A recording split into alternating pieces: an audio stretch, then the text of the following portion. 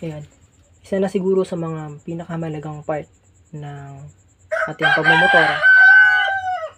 Isa na siguro sa pinakamahalagang part ng ating pagmumotor, especially sa pag-wiring, is yung makabisado natin yung buong diagram ng motor. So kagaya nito, meron tayong Suzuki Smash 115 na full diagram, no. Ayan, so nandito na lahat, charging system, ignition system, electrical, ayan, so nandito na lahat. Ito na yon.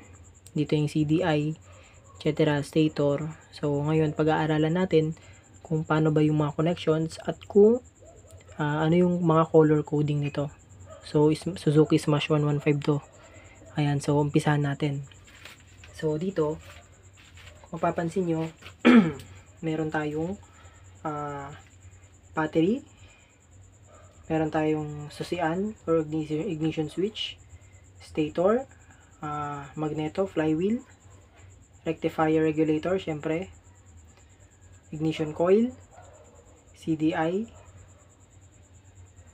at starter motor, starter relay, mga signal light, fuel gauge, at sa may gear indicator natin, maski yung sa headlight, tail light, panel light, yun lahat, no. So umpisahan natin, no. So una, sa battery, meron tayong 12 volts. Sa Smash 115 meron tayong 12 volts 4 ampere. Okay, so yan yung stock na battery ni Smash 115. So magmula sa battery, positive, is meron tayong fuse na 10 ampere. Ngayon, pumunta yan dito sa pin na to ng rectifier regulator natin para mag-charge, no. So dito, nag-Y siya, papunta naman sa ignition switch. So ang kulay ng wire na to ay kulay red. Okay, kulay red siya, no, pula pagmula dito. So ito, isipin nyo, nakaharap sa inyo yung pin, no, sa may rectifier. Pag sinilip nyo yung pin na ganyan or yung likod ng socket, ito mismo yung pin out nya. Okay, so pumunta yung pula sa isang pin ng charger natin, rectifier regulator, at pumunta sa susian, pula. Ngayon, pagkatapos naman ng susian, syempre, ito na yung tinatawag na accessories wire. Ito yung pagsusi mo, itatawid niya yung 12 volts punta rito. Kasi ito ang trabaho nito, para magbigay ng kuryente dito para mag-charge. Ngayon, ito naman para mag-supply ng accessory sa accessories line. Ano ba yung mga accessories line? So ito na. Itong accessories wire na to, ang kulay niyan ay orange. So lagyan ko na lang ng close parenthesis para mayroong palatandaan na yung mga yan is kulay. So yung orange na yan, pumasok yan dito sa pin na to ng CDI. So ito rin, itong CDI na to, nakaharap din sa inyo yung mga pin niya, ha. So ito yung socket, kunwari likod ng socket. Ito mismo yung pin out. So papunta siya ng CDI para malagyan ng 12 volts yan. Tapos pumasok din siya. So ito lahat, itong may mga makakapal na sulat dito, orange wire lahat yan, or positive supply. Itong mga to, bumaba na yan. So i-explain ko isa-isa yan, no. So pumunta siya dito sa CDI para masupplyan to ng kuryente. At pumasok din siya sa push starter switch, o yung push button natin pagka papaanda rin natin yung motor. So pumasok siya dyan.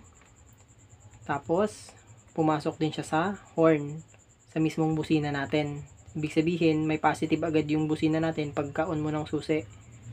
Okay, pumasok din siya sa pumasok din siya dito sa may flasher relay, no? Sa may dalawang pin yung flasher relay natin. Pumasok na siya dun sa B, tapos dun naman sa L. To lagyan na lang natin, no? B at L. Okay, so B at L. Okay, so orange din yan. Tapos ito rin, pumasok din siya sa fuel gauge meter natin. Ayan, so tatlong wire yan, yung isa negative, yung isa ito yung pinaka signal, no, na nagagaling sa floater natin para mag-present dito kung ilan na yung kung gaano nakakonte or kadami yung sa fuel gauge natin meter. So, yan din yung sinuplayan. Tapos, nag-supply din siya dito sa ating mga brake switch, sa ating handbrake, dun sa kanan, tsaka sa foot brake. So, ayan, positive din yan, supply. At pinakahuli is yung sa ating dashboard, sa neutral, sa 1, 2, 3, 4 na ating cambio. Okay? So, lahat yan is orange wire, or accessories wire. Okay, so orange, ito na yung lahat. Okay, so all goods. So, alam nyo na lahat na orange to. Ngayon, isa-isahin ulit natin, no? So, dito muna tayo sa may bandang ano na to.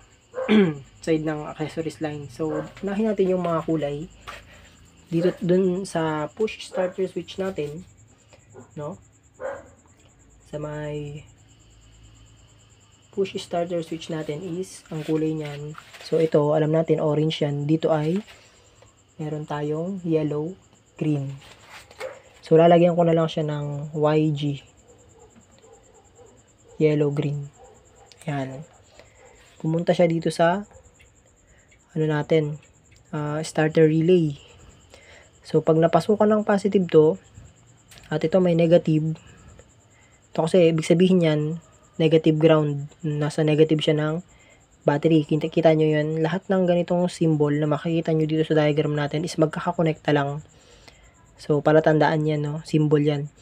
So, dito, negative. Ito naman, black, ano to? Black white naman to. Lahat ng ground. Lahat ito, lahat pati ito, lahat po yan ay dito nakakonect. So, negative lahat yan or ground. So, yun lang yun. So, alam naman natin ang isang relay, pag napasukan ng positive at negative, dahil dito is naka-negative na agad siya, pag pindot mo ng push starter switch, masusupplyan yung yellow-green ng 12 volts. Ang mangyayari, itong dalawang terminal na to, magko-contact sila. Mapapansin nyo, sa isang terminal, nakakonect sa positive ng battery natin. So, ito yung makapal na wire na nakikita nyo. Ngayon, pag nasupplyan to ng positive at negative, tatawid ngayon yung solid na positive dito sa starter motor, kaya aandar siya. Okay? Aandar siya. Ngayon, hindi lang siya yung masusupplyan dahil dun sa starter relay natin, masusupplyan din niya si CDI. So, ang kulay naman ng wire na to, na pupunta naman sa CDI, is red, white. So, red, ganito na lang, RW na lang. Close parenthesis. So, red, white. No? Red, white siya. Okay? So, okay na tayo dyan. Tapos ito, syempre, ito, black, white pa rin yan. Black, white. Lahat ng ground, sulat ko na lang dito. Lahat ng ground is equivalent to black, white. Yan. So, black, white, lahat ng symbol na ground. Okay? So, all goods tayo. So, sana na susundan nyo ng paunti-unti, no? Okay? So, sunod natin. After natin dito sa starter relay, so ito black, white. Ito is yellow, green. At ito naman ay, anong kulay ito? Itong kulay na to is yung red, white. Tapos, ito red na solid din. Okay, so kompleto na tayo dyan. Sa horn naman, orange pa rin. So, sa positive ng busina natin, ito siya. Sa isang terminal naman, yan yung papunta sa ating horn switch. So, yun. Yan yung sa papunta natin sa busina. So, ano nga ba ang, dahil ito nga, positive na agad siya, pag susi mo, masusupplyan siya ng positive. So, mag-aantay na lang siya ng negative na ibabato ni horn switch. So, dito, kung mapapansin nyo, magkadikit yung ground na black-white. So, ibig sabihin, negative trigger yung busina natin. Pag pindot mo nito, masusupplyan ng negative at dahil may positive na siya, tutunog siya. So, anong kulay naman nito sa isang terminal ng horn switch natin is black-white. Pag tawid naman niya dito sa kabilang wire, ang kulay na niya ay kulay green. So, green. Yan. So, kulay green siya. Okay? So, orange and green yung makikita nyo sa busina. So, okay na tayo dyan. Dito naman tayo sa may kanyang flasher relay. So, sa flasher relay, sabi ko nga, dalawa palagi yan, lalo sa motor, no? So, sa B at L. Sa B, sabihin battery. is dyan papasok yung 12 volts. Pag out niya sa L or load, pupunta siya sa common nung flasher switch natin. Para pagka nagsignal ka sa kanan, dito pupunta yung blink, nagbi-blink, no, sa ating signal bulb. Signal bulb sa harap, signal bulb sa likod. At ito yung, ganoon din naman sa kabila, pag nagkaliwa ka, pupunta naman siya sa signal bulb sa kaliwa at signal bulb sa kanan. Ngayon, at the same time, yung magkabilang linya niyan is nakakonect sa iisang bulb. Ito naman yung signal lights na natin indicator dun sa dashboard, yung nag-iisa dun. So ito yon. So ang kulay naman nito dito is orange, sabi dahil yan, accessories wire. Pagtawid niya naman galing sa ating flasher relay ay kulay light blue dito sa part na to. So ito ay light blue, LB close parenthesis. So light blue siya, no? Ngayon, orange, light blue. Pagdating naman sa flasher switch, yung isang wire na papuntang kanan, ang kulay naman niya ay light green, no? So dito ko na lang siguro ilalagay sa dulo. So LG na lang, no? LG na lang ilalagay ko diyan, no? Ito, LG light green. Tapos sa kaliwang banda naman is B or black. So yan, solid black naman siya. So kung mapapansin nyo, solid black and light green ang makikita nyo rin dun sa signal indicator na maliit sa dashboard. So okay na tayo dyan. Dito naman tayo sa fuel gauge. Sa fuel gauge, orange pa din. Tapos yung isang wire nyan is black white. Ito, so hindi ko na isusulat. At yung isa naman is black yellow. So ilalagay ko dito is black / yellow, close parenthesis. Ayan. So black yellow siya, black white, tapos orange yung sa may meter natin. So ganun lang. Tapos dito naman sa pinaka dulo, no? So wait lang, ayusin natin yung para maisulat ko ng maayos. So ayusin natin. Pasensya na kayo dahil wala akong masyadong maayos na patungan. So, ayan. So, sa neutral, mapapansin nyo, ito mga bumbilya yan. Siyempre, sa bumbilya, dalawa lagi ang terminal. So, isipin nyo, ito yon sa neutral. Ito naman yung kabilang linya. Papunta naman sa gear shift switch natin or dun sa may cambio. So, ito yun. Ito kasi para gumana siya, kailangan masupplyan yung tig-isa sa kanila ng sabay. Pero, kung sino ang masupplyan ng ground, depende sa gear shift switch natin. Halimbawa, nagcambio ka, hindi ka pa nagka-cambio is pagsusi mo naka-neutral ka. Ibig sabihin, dito siya naka-switch. Dito dumadaan yung ground na nanggagaling dito sa body ng motor natin. So, pag hindi ka pa pagsusi mo, naka-neutral ka, ibig sabihin, dito dumadalo yon. Ngayon, pag kumambio ka ng paharap, siyempre, mapupuntang neutral. Dito naman, ibig sabihin, dito naman pupunta yung ground natin. So, ganun lang. Pero ito, steady lahat. Sa bawat linya ng neutral 1, 2, 3, 4 ng positive. Okay, so orange lahat yan. Ngayon, sa neutral naman, yung supply niya ng ground, ang kulay niyan is solid blue. Blue. Okay?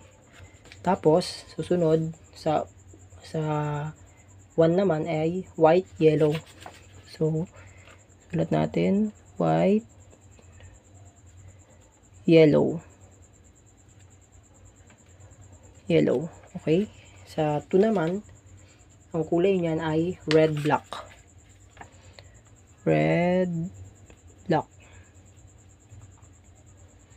Okay?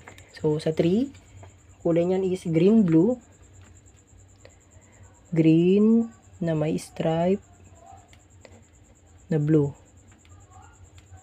At pinakalas, sa 4, is yellow, blue. So, yellow na may stripe na blue. So, pasensya na kayo sa sulat ko ha. Ayan. So, ito gear shift switch to. So, ground supply to papunta dyan. Depende kung anong kinakambyo mo. So, mga halaga lang makita nyo yung mga color coding niya, no? Okay? So, okay na tayo dyan. Dito naman tayo sa kanyang CDI at kung ano pa yung ibang kulay nito. So, alam na natin na itong una is orange siya or accessory supply. So,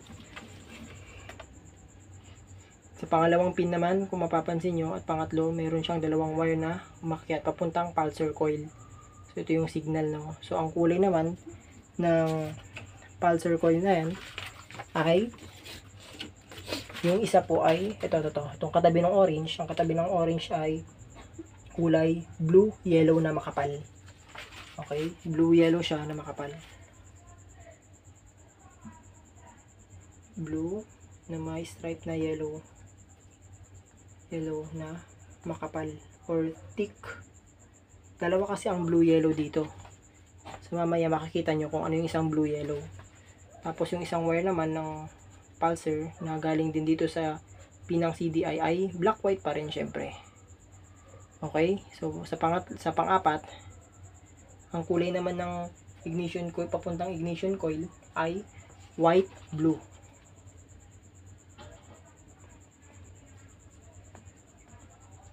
White siya na may stripe na blue. Close parenthesis, ayan. So white blue yung papuntang ignition coil. Tapos may black white din sa kanya, yung naka body ground. Tapos yung high tension wire papunta sa spark plug cap at spark plug. Okay? Tapos yung dalawang huling wire, siya naman yung tinatawag na TPS or throttle position sensor. Sa may carburetor naman to, sa may carb makikita nyo to. So yung wiring yan, may siyang tatlong wire. So black white pa rin, syempre may ground din yan. Okay? So black white yung ito, itong ground part na to. So black white yan. Ito naman sa may TPS, ang kulay naman yan ay kulay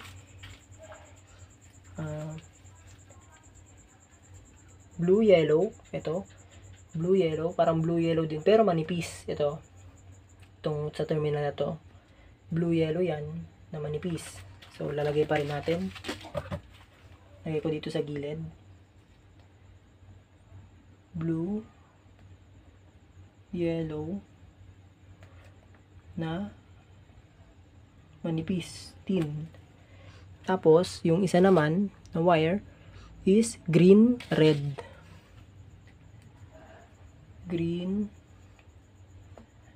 slash red na may stripe na red.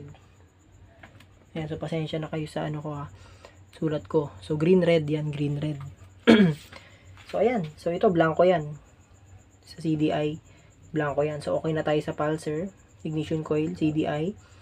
Ngayon bababa naman tayo dito sa kanyang stator, no? Sa stator naman, so mayroong magneto yan. Itong bilog dyan, magneto yan. Ito yung stator. So sa stator, may makikita kayong bali apat na wire, no? Yung dalawang wire, ito yun, yung sa may pulsar coil natin, yung blue yellow at black white, no? Or minsan dito kasi ang nangyayari ganito siya, meron kasi itong tinatawag na terminal or connector dito bago umakyat. So sa connector, ito blue yellow pa rin dito. Ngayon sa isang connector, ito is green white.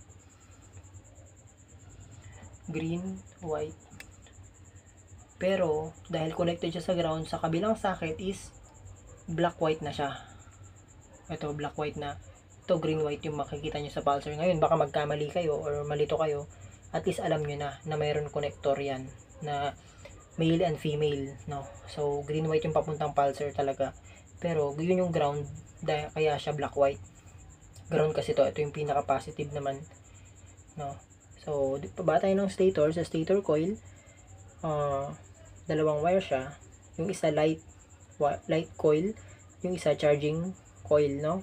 So sa charging coil, ang kulay naman yan syempre ay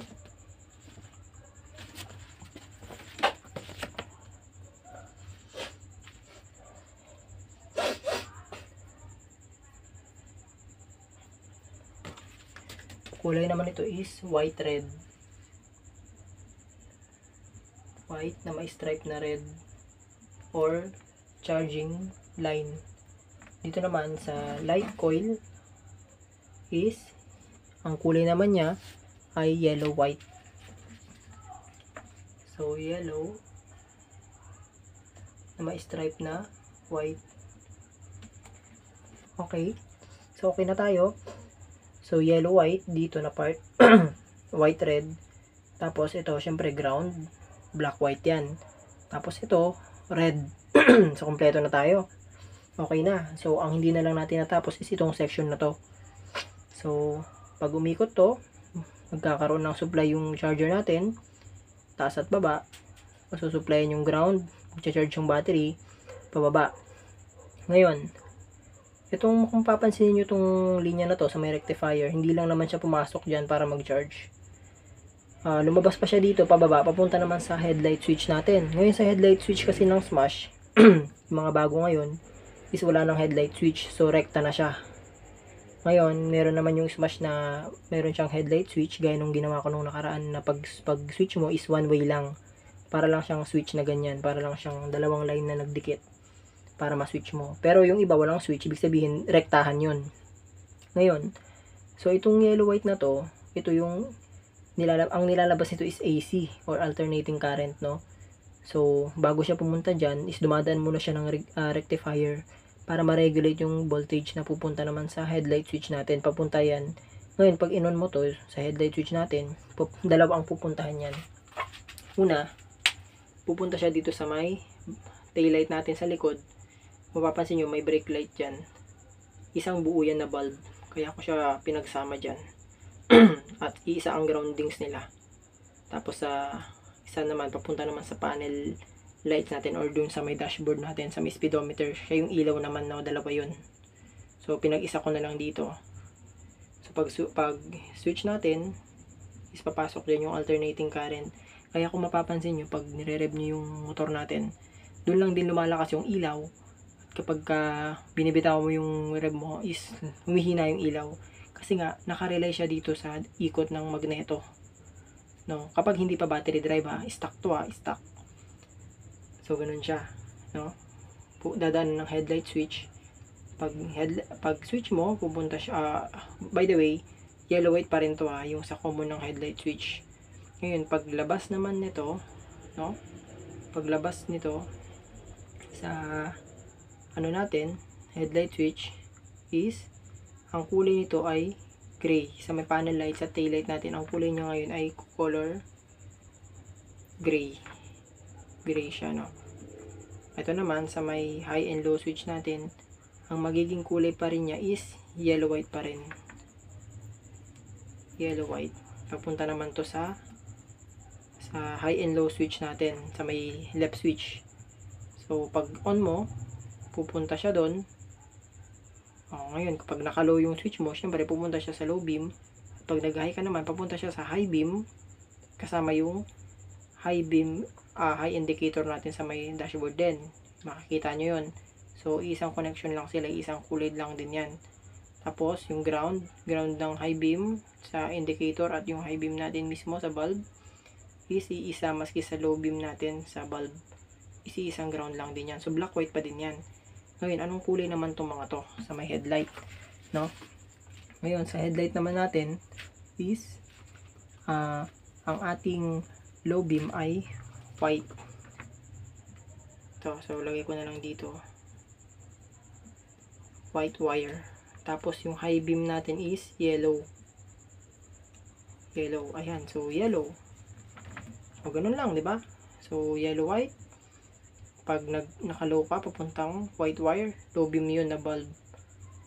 Ito, magkasama rin kung papansin nyo. Bulb lang yan Ginawa ko lang siyang rectangle para lang siyang block diagram at may isulat ko ng maayos. So, hindi ko na dinrawing yung actual na bulb. Kaya kung mapapansin nyo, bakit may nakabukod dito, ibig sabihin yan, mag-isa lang yan.